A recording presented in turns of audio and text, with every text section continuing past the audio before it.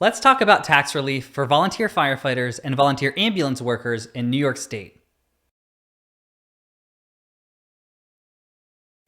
Hi, I'm Zach Longstreth. Welcome to Pinsky Law Presents. In December 2022, the New York State Legislature passed Real Property Tax Law, Section 466-A.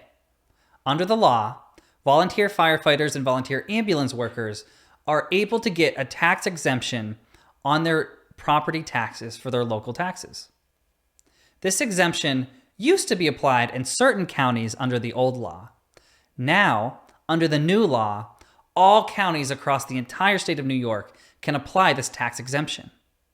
And the exemption can be up to 10% of your property taxes.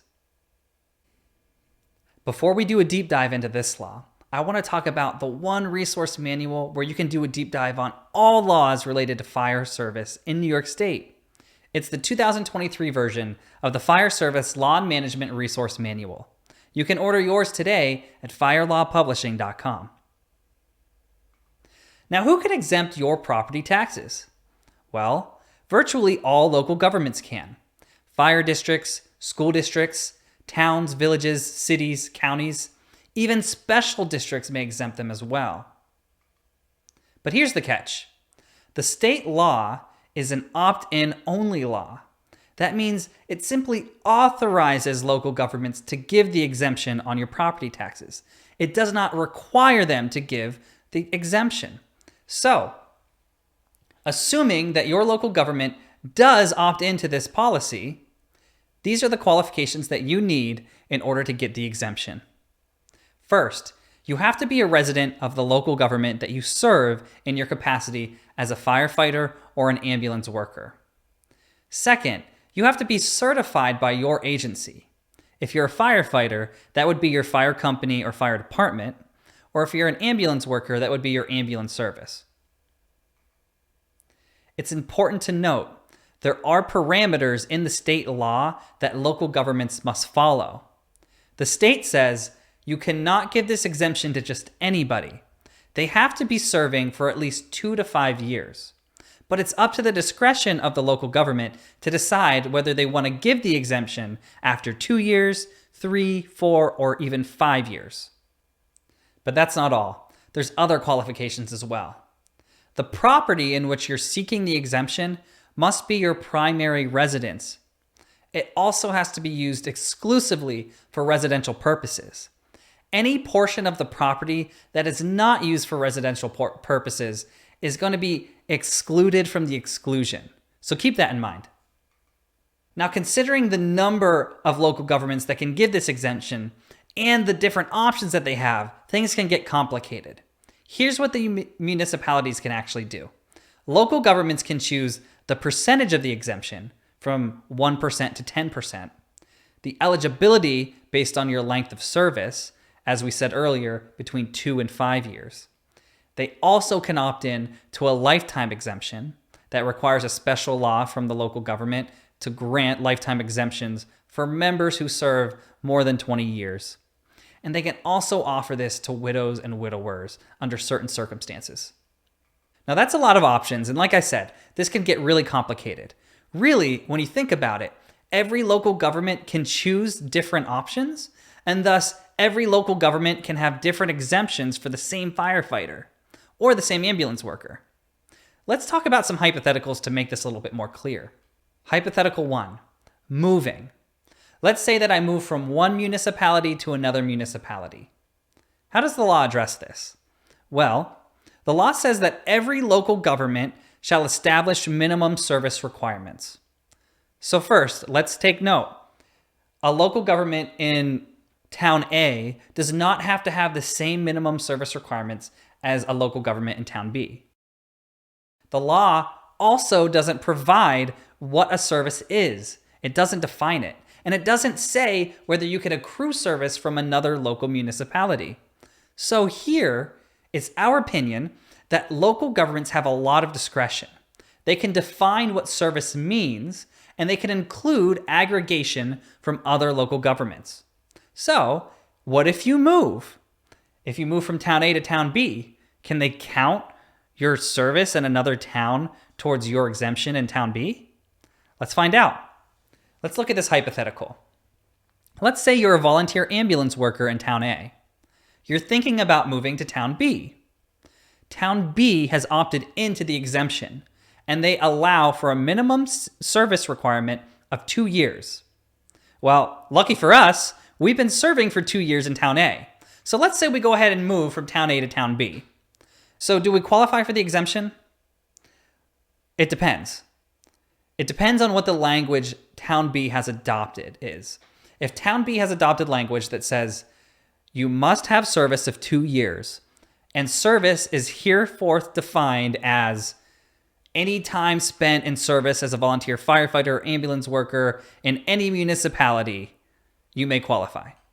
So if they have something like that, language that allows for aggregation of service from other areas, then the answer is yes. You can transfer to another town and still get their exemption based on your service in another municipality. Let's make things a little bit more complicated though. Let's say town B allows for the exemption after 3 years of service. Well, under this scenario, if you already have 2 years under A, you move to town B, and they have the language that provides for it, you can work as a volunteer firefighter, volunteer ambulance worker in town B for 1 year and qualify for the exemption because you're adding the 2 years from town A and the 1 year from town B all together to make 3 years total of service. Again, this is going to depend completely on the language of the municipality. Now, this is just one of limitless possibilities here of what could happen. You can imagine how complicated it becomes when instead of talking about town A to town B, we're talking about town A to town B, which is also in school district B and county B, which have their own qualifications for service and have their own policies as to how you can aggregate your service. You could have situations where you qualify for a tax exemption in town B, but you don't qualify for the exemption under the county because they require 4 years of service. But you might qualify under the school district because the school district requires 2 years of service aggregated from any municipality. It gets very confusing very fast. We don't have all the time in the world to cover this in this video, but we can talk about one other hypothetical that brings up an important point. This hypothetical is my situation. This is me, indeed, in this picture as a volunteer firefighter in Pennsylvania. I was originally a volunteer firefighter in Pennsylvania before I moved to New York. Now, for purposes of this hypothetical, let's say that the town I moved to in New York has adopted the local tax exemption. If they allow for aggregation, that's all fine and good, but does it count for out-of-state service? Again, this question depends on the language that they adopt. If the New York town says they'll accept service from any other municipality, then yes, I could be exempt. But the situation gets more complicated. You see, for me as a volunteer firefighter, I also was going to law school, which meant that I had to take long leaves of absence to go for a term at law school, and I was gone for a while. I still volunteered when I could when I was at home, but because of these leaves of absence, was I really technically acting in service for 2 years in Pennsylvania? Well, like all the other questions, it really depends.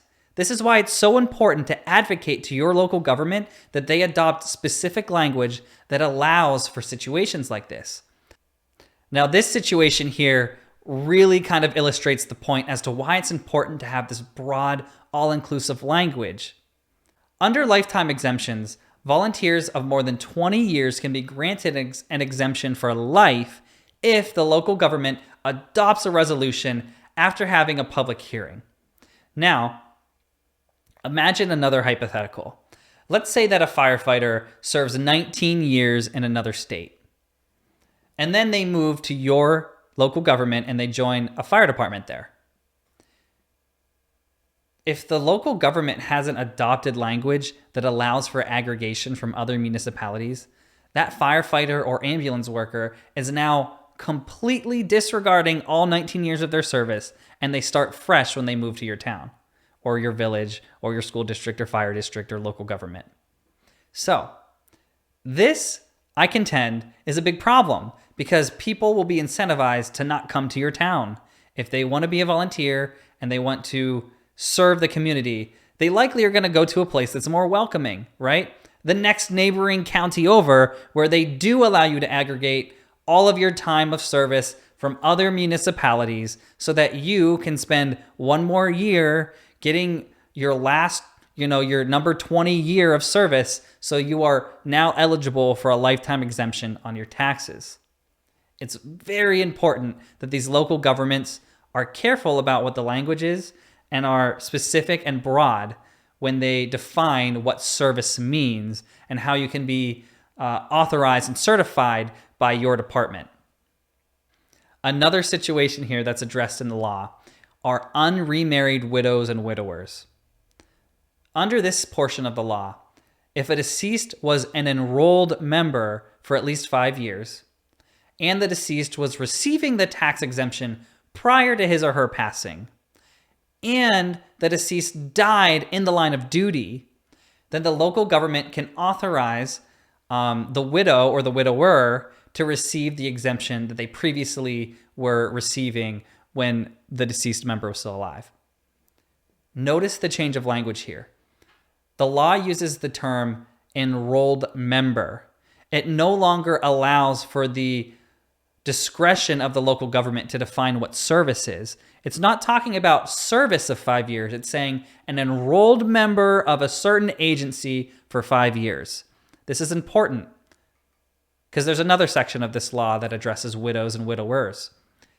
Any deceased member who was an enrolled member for at least 20 years, and that person was receiving a tax exemption for such property prior to his or her passing, may receive the exemption without having a line of duty death.